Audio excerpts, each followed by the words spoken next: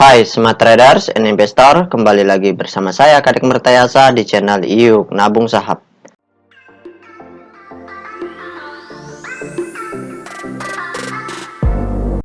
Nah, di episode kali ini kita akan membahas salah satu perusahaan yang direquest oleh D, kode sahamnya Kios, nama perusahaannya yaitu PT Kioson Komersial Indonesia Tbk.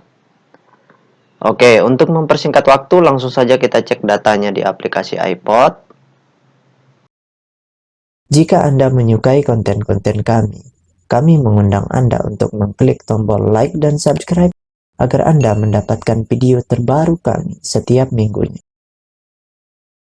Nah, di sini langsung saja kita ganti kode sahamnya Kios, kemudian kita enter. Nah, kalau kita lihat grafiknya, perusahaan ini pernah menyentuh ke harga tertinggi selama setahun terakhir, itu di harga Rp1.200 per lembar, kemudian terendahnya berada di harga seratusan rupiah per lembar, 200-an ya, sorry. Nah, sekarang kita ingin lihat apa yang dilakukan oleh investor besarnya selama sebulan lebih terakhir dari tanggal 2 Juni sampai dengan perdagangan terakhir hari ini sampai dengan perdagangan hari ini di tanggal 11 Juli 2022. Nah, di periode ini apa yang dilakukan oleh investor besarnya? Apakah mereka membeli dalam jumlah besar atau masif akumulasi, atau mereka menjual dalam jumlah besar atau big distribusi seperti itu, atau justru mereka transaksi netral atau jumlah pembelian dengan jumlah penjualan cenderung sama seperti itu. Oke, langsung saja kita cek data broker summary-nya. Nah, selanjutnya di sini kita klik kolom Broksum. Kemudian di sini kita ganti kode sahamnya Kios. Kemudian kita ganti tanggalnya dari tanggal 02/06 ya, Juni. Bulan Juni 2022 sampai dengan tanggal 8 ya, kita ambil tanggal 8. Sorry, tadi berarti salah ya, karena hari ini belum dibuka tanggal 11 hari Senin. Di tanggal hari ini itu belum dibuka data broker summary-nya, jadi masih ditutup nih. Oke, jadi saya record video ini kondisinya broker summary masih ditutup, jadi kita ambil dari tanggal sampai tanggal 8. Jadi kita ambil sampai tanggal 8 Juli 2022. Oke, kita show. Nah, berdasarkan data transaksi atau data broker summary dari perusahaan PT Kioson Komersial Indonesia Tbk ini, kalau kita hitung total lot yang dibeli dengan total lot yang dijual secara keseluruhan dengan menggunakan tools tambahan yaitu Detektor, maka dapat ditarik kesimpulan bahwasannya selama sebulan lebih terakhir dari tanggal 2 Juni sampai dengan tanggal 8 Juli itu investor besarnya melakukan aksi big distribusi. Jadi di periode ini sebulan lebih terakhir ini mereka distribusi dalam jumlah yang besar seperti itu. Oke, kita tutup data broker summary-nya. Nah, di sini kalau distribusinya terus berlanjut, maka potensi harga sahamnya turun lebih dalam itu sangat besar sekali, seperti itu. Oke, sekarang kita cek data peta kepemilikannya. Tapi sebelum itu, buat rekan-rekan yang ingin request atau ingin bertanya, silahkan komen di kolom komentar. Untuk yang ingin bergabung di grup channel Telegram kami, silahkan klik linknya ada di kolom deskripsi.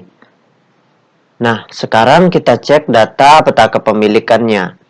Nah, berdasarkan dari hasil riset saya, dengan mengumpulkan data-data dari SRO Bursa Efek Indonesia dan data-data dari sebagian sekuritas, maka dapat ditarik kesimpulan bahwasannya perusahaan PT Kioson Komersial Indonesia Tbk ini 100% sahamnya telah dicetak dalam bentuk scriptless.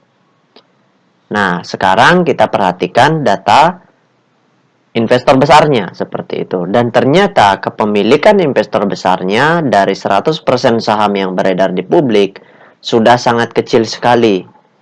Artinya sudah berkurang lebih dari 50% seperti itu. Di mana kepemilikan investor besarnya sebesar 48,8%. Nah, ini sudah tidak layak kalau untuk investasi jangka panjang seperti itu. Takutnya nanti bagi investor retail yang berniat investasi jangka panjang, ketika tidak bisa mengetahui data peta kepemilikan, berapa kepemilikan investor besarnya, dan ternyata investor besarnya terus distribusi membuang barang ke investor retail dan investor retail menguasai supply, maka harga sahamnya tidak akan bisa naik gitu, akan sangat sulit naik seperti itu. Nah, ini yang berbahaya kalau misalkan retail-retail yang pemula itu tidak tahu cara membaca data kepemilikan investor besarnya atau kepemilikan retailnya seperti itu. Maka dari itu, ini saya tidak anjurkan untuk diinvestasikan jangka panjang. Kalau untuk trading silahkan, karena kepemilikan 48,8% ini itu masih dalam porsi yang wajar kalau untuk trading seperti itu. Bahkan 20% pun kepemilikan investor besarnya, selama investor semi retailnya masih banyak, porsinya dan retailnya masih berada di kisaran 20-an persen, maka itu masih layak untuk trading seperti itu.